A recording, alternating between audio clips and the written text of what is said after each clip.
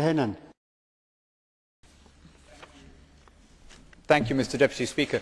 We've been talking since the financial crisis about the need to harmonise taxes as part of the general move towards a common finance ministry and debt pooling and so on, but it's easy to forget that the European Union has been operating a form of tax harmonisation from the very beginning, and nowhere is this clearer than in the field of indirect and corporate taxes.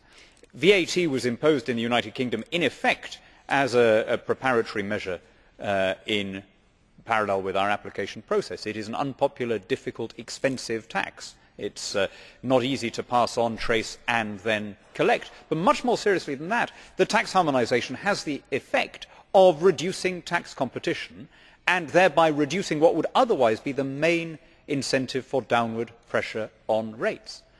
Far from having harmonised rates of sales taxes across Europe, I would go in the other direction. I would like to see regions within countries and localities being able to compete on the basis of different tax rates. That would of course require us to leave the European Union, which some would say is a delicious bonus.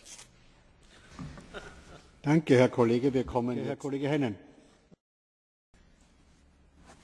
Thank you, Mr. Deputy Speaker. I have a conceptual problem with the idea of this economic harmonisation.